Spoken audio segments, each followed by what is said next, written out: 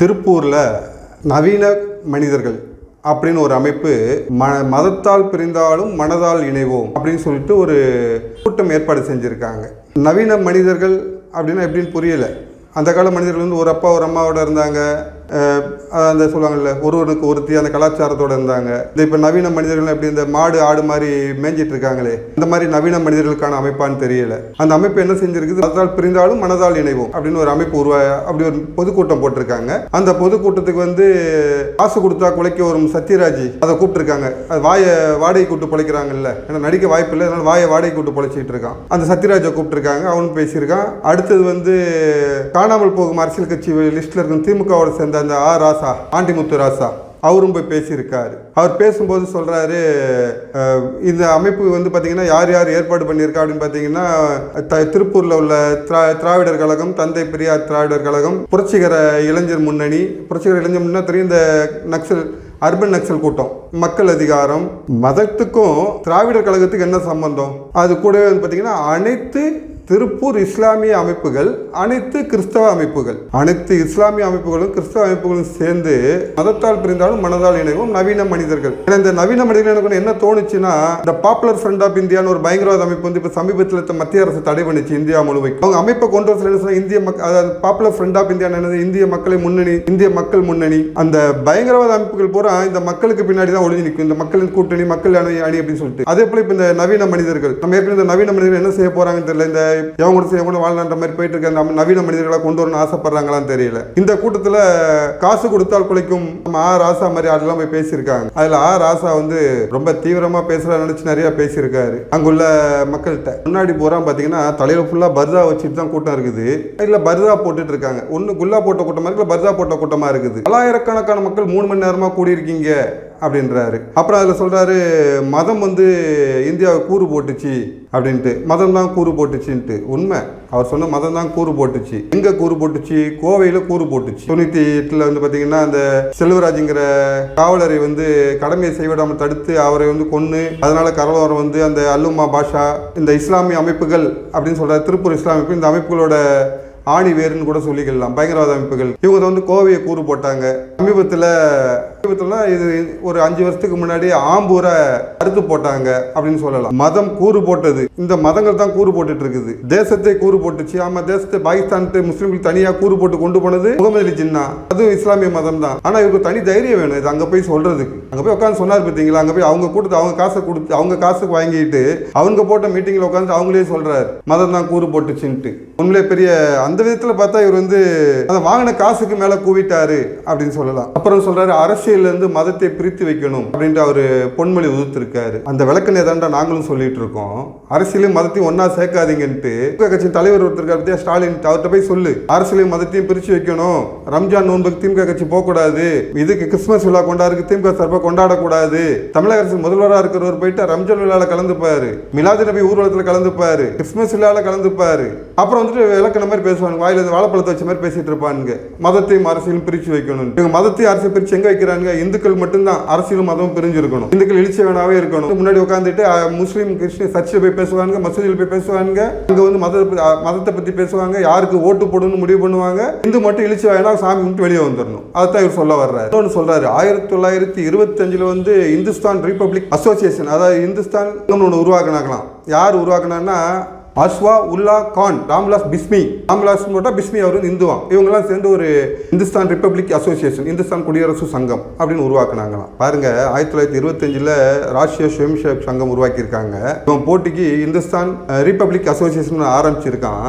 ராஷ்டிரிய ஸ்வயம்சேவக் ஆரம்பிச்சு இன்னைக்கு வந்து பாத்தீங்கன்னா எங்க வந்து நிக்குதுன்னு தெரியும் உங்களுக்கு. இந்தியாவில் வந்து பெருமை உலகம் முழுவதும் RSS இருக்குது. இவன் இந்துஸ்தான் குடியரசு சங்கம் இந்த முஸ்லீம் ஆரம்பிச்சுட்டு அவன் என்ன செய்யறான், உத்தரப்பிரதேசில் வந்து அப்போ வந்து வெள்ளக்காரங்க ஆட்சியில், வெள்ளக்கார கிறிஸ்தவ ஆட்சியில் உத்தரப்பிரதேசில் வந்து பணத்தை பிரித்து ககோரின்ற இடத்துல பிரித்து இதில் கண்டெய்னர் லாரி ட்ரெயினில் கொண்டு போவாங்களாம், பணத்தை கொண்டு போவாங்களாம். அந்த பணத்தை கொள்ளையடிக்கிறான் அவன் போயிட்டு. சுதந்திரம் வாங்குவதற்கு நீ வெள்ளக்காரனை எதிர்த்து போராடணும், ஆனால் வெள்ளக்காரன் எடுத்து பணத்தை கொள்ளையடிக்கிறான். கொள்ளையடிச்சு இந்த கொள்ளைக்காரனை கொண்டு தூக்குமேடை ஏற்றுறாங்க. தூக்குமேடை ஏற்றும் போது வந்து உணர்ச்சி பொங்க பேசினா அதுக்கு ஆசா முட்டு கொடுக்குறான். அதுக்காக சுதந்திரத்துக்காக செத்தான் அந்த இஸ்லாமியன் அப்படின்னு சொல்லிட்டு. ஏன்டா லூசாடா நீ, இல்லை இருக்கணும் எதிர்க்க லூசு நினைச்சிட்டு இருக்கியாடா, கொள்ளையடிச்சவன் கொள்ளைக்காரன்டா, அவன் எப்படி சுதந்திர போராட்ட தியாகி ஆவான்? எவ்வளவு விஷமத்தனமான பேச்சு பார்த்தீங்களா? ஆனா உண்மையிலே தனி தைரியம் வேணும் இந்த மாதிரி பேசுறதுக்கு. முஸ்லீம்கள் கூட்டத்தில் முஸ்லீம் கொடுத்த பணத்தை வச்சுக்கிட்டு இந்த பேச்சு பேசியிருக்காங்க வந்து பெரிய தைரியசாலி தான். அப்புறம் வந்து பார்த்தீங்கன்னா சுதந்திர இந்தியா வந்து மதசார்பற்ற அரசாக இருக்கும்னு சொல்லிட்டு நேரு சொன்னாராம்.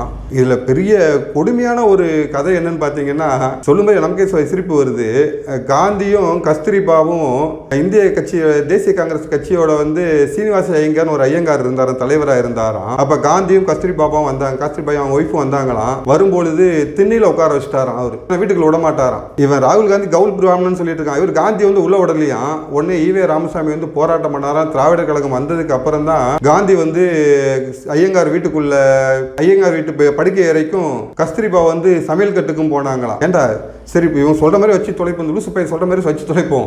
ஈவே ராமசாமி போரான்னு வந்து கஸ்தூரிபா வந்து கிச்சனுக்கு அனுப்புறதுக்கு சமையலறைக்கு அனுப்புறதுக்கா போறான்னா, காந்தி வந்து படுக்கைக்கு போறதுக்கா போறாருன்னா, லூசு மாதிரி பேசிட்டு இருக்கான் உட்காந்துட்டு. அதையும் கேட்டு உட்காந்துட்டு இருக்காங்க லூசுங்க எதிர உட்காந்துக்கிட்டு. யார லூசு நினைச்சு பேசுறானே தெரிய மாட்டேங்குது. சரி அதான் இந்த திராவிடர் கழகம் வந்த பிறகு நீங்க எல்லாம் படிச்சீங்க அப்படின்ற மாதிரி திராவிடர் கழகம் வந்த பிறகு தான் காந்தியே வந்து வீட்டுக்குள்ள போயிருக்காருப்பா. எவ்வளவு பெரிய உண்மை இது. திராவிடர் கழகம் வரல, ஈவே ராமசாமி வரலன்னா காந்தி வந்து வீட்டுக்குள்ள போயிருக்க முடியாது, சீனிவாச ஐயர் வீட்டுக்குள்ள போயிருக்க முடியாது. உருட்டுங்கடா, மெதுவா உருட்டுங்கடா, கொஞ்சமா உருட்டுங்கடா, காது கிளி உருட்டாதீங்கடா. திராவிட உருட்டுக்கு ஒரு அளவே இல்லாமல் போயிட்டு இருக்கு. அப்புறம் வந்து சொல்றான் காந்தியை கொன்னது வந்து இந்து மத தத்துவம், கோட்ஸே கிடையாது. அப்புறம் இன்னொன்று சொல்றான் சாவர்கர் வந்து இந்தியாவை வந்து இந்து தேசமா அவர் தான் கேட்டாராம். முகமது அலி ஜின்னான்னு ஒரு பிரிவினைவாதி கேட்கறான், பாகிஸ்தான் எங்களுக்கு முஸ்லீம்களுக்கு தனியா நாடு கொடுன்னு போராடுறான். அப்போ முஸ்லீம்களுக்கு நாடு கொடுத்தவங்களை அனுப்புனா இருக்கிற இந்துக்களை வச்சு இந்து ராஜ்யமா அறிவி அப்படின்னு சொல்லிட்டு சாவர்கர் சொன்னாரு. அதுக்கு இந்த எடுபட்ட பையன் என்ன சொல்றான்னு பாத்தீங்கன்னா, சாவர்கர் தான் மதத்தால் கூறு போட்டாராம்.